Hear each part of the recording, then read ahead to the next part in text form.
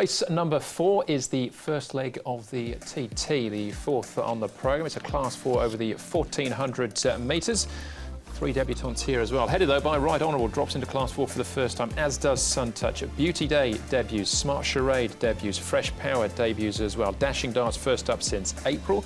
Sunny Orange was 4th course and distance last time out, and Ambitious Speedy goes back up in class into to Class 4. You just frightened me as well, Andrew, there with the old Smart Charade, Smart Charade debate, which I'm sure will rage tomorrow as well. But Regency Darling, generally speaking, has done most of his running at 1,200. He's up to 1,400 on this particular occasion. He should have enough speed to lead. Whether he's got the stamina to stay there is a moot point. Sun Touch has been running OK of late and should position up well. And Dashing Dart trialled quite well from the front the other day, so he's an interesting one too. We say charade down in New Zealand, yeah. I didn't know it was a great debate, but well, charade for me. Here he is down the back straight. Anyway, it's always a game we play at Christmas. He's going nicely enough. Joe Moore aboard, another one of these Chris So fair starters, blinkers on. We've got time to talk about them because I've got 2 gallops, 6th of November as well. Both gallops pretty similar, but both he's moving nicely. He's definitely quite a good horse. He's by Fastnet Rock, debuting over 1,400 metres. So there he is there. Here's Hot Pepper working with Dashing Dart. We'll see how he goes. Now, Dashing Dart's put on 29 pounds. I thought he trialled really well with the blinkers, though, Dashing Dart. He's wearing those back on. He has worn them before, but they seem to have sharpened them up. Yeah, it was a good trial, wasn't it? We'll see that as well in a second. This being the first leg of the TT, and also a decent jackpot going in here as well. 1.8 million thrown into the pool, so an estimated return of about the $4 million mark. All right, let's get the ball rolling with Right Honourable. This is at Happy Valley, last time out, finishing 5th behind who else but you? Yeah, I think it was a reasonable effort from this fella because down in grade now, I think he's got the ability to stay on as well at this sort of trip. My slight concern about him is the fact that he's not the biggest, and now carrying big weights in a lower grade might just not be beyond him, but might just sort of anchor him a little bit. But he's a horse who's come into the boil nicely in Hong Kong, albeit at a low level. Yeah, I'd probably prefer him back at Happy Valley as well because some of his better runs have been there. 133 pounds.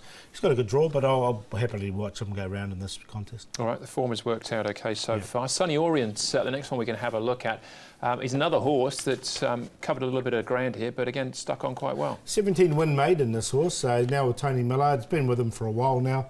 And look, he's always sort of features in the numbers without actually winning. He can run 3rds, 4ths, 5ths type thing, and you know, you wouldn't begrudge him a win, this particular horse. I think there's some other horses I'd rather have on top of rather than him, but I did find a place for him on a 4th line.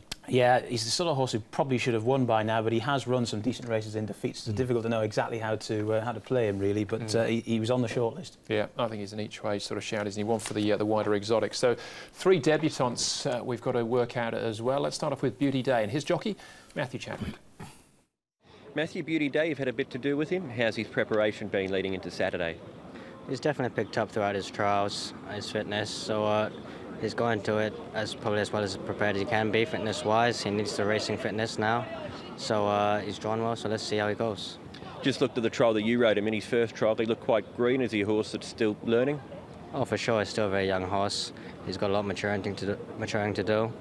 As I said, he's drawn nicely this time around, so hopefully he get a nice run throughout, and he can pick up, and then he'll definitely improve from the run.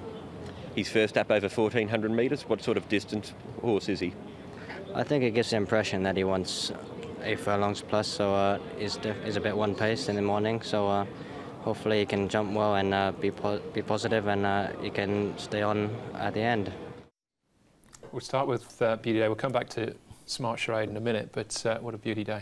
Now, Beauty Day's an interesting horse. He's Irish bred, but he won a trial in New Zealand. I don't know if he was over there following the lines around or what he was doing over there, but he won an 800-metre trial and showed some good speed at Cambridge when he did win that trial. He's had 3 trials here. He's improved every time. Barrier number 1. I'm going to take a chance with him over 1,400 metres fresh. I've got him on top as well. I liked his trial, the one that we saw there. I thought he used gate 1 very well in that trial. I think he'll use gate 1 very well in the race. And a quiet trial from Smart Charade. What do we make of his chances? Well, his track work's been good. He's got blinkers on for the first time. Ran 7th in that particular trial when it was just sort of taken out the back. So it was more education purposes for him. Yeah. Look, I've snuck him in on somewhere along the line, probably on a 4th line, I think. Yeah. I think he'll need slightly further, but we'll find out on Saturday afternoon. All right, by Fastnet Rock. Dashing Dart, we touched on this trial already. This is how he did it. He has come in Well, he's a little bit heavy. He's come back, but it's not necessarily a bad thing. Yeah, this is the worry here. He's on. He's up 29 pounds. Blinkers. The blinkers definitely sharpened him up. It was a nice trial. He's a funny horse, Dashing Dart, because he can be slow away. He's a thinker, I think, is probably the best way of saying it. With these 29 pounds on, I put him in on a third line in the end. Yeah, I don't think I've managed to sneak him in, I haven't, but I thought about it, and he did rack up 2 consecutive wins last season, 1 in Class 5 and then 1 in this class of Class 4. All right, the last of the debutants, fresh pair of 4-year-olds gelding by McPhee. What's he done? Well, not a huge amount so far in his trial. He was beaten 15 1/4 lengths in this particular race, and as you see, he's being worked at pretty hard, so I think a watching brief for me. Three trials and I was 3 trials here, but deal me out, as you'd say. I'm happy to watch him go around. All right, Meet Choi and Vincent Hokenbein. He's come out with barrier 14 as well, which is far from ideal on debut. So, Beauty Day's in. Where does he figure that? I'm going to put him on the top. I'm going to give him a chance over the 1400 metres fresh. Did like that Cambridge trial back in New Zealand. I did look at that, and it's trialled well here. Smart Charade's just gone from the 4th line to the 2nd line, so he's done pretty well. So he's obviously got his charades all sorted. Dashing Dart in for 3rd and Sunny Orient there for 4th. So 3, 4, 8 and 12. So we'll take a chance with the first 2 first starters, because I think it's quite a weak race otherwise. But you go each way on Beauty Day there at about an $8 chance. Yeah, I've got Beauty Day on top as well. Like I said to Andrew, I think he's got all the tools to use barrier 1 pretty well tomorrow, and got a lot of time for his chance. Sun Touch hasn't really run any brilliant races in Hong Kong, but he hasn't run any bad ones either. And again, he's quite nicely drawn.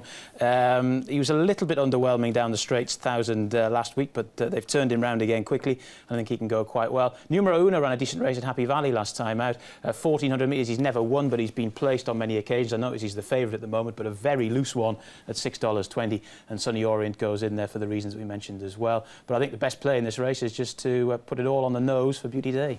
All right. Well, there you go. Just a reminder as well, the feature race Panasonic Cup is race number 7 on the programme. Next up for us, though, is race number 5. It's the first leg of the 6-up.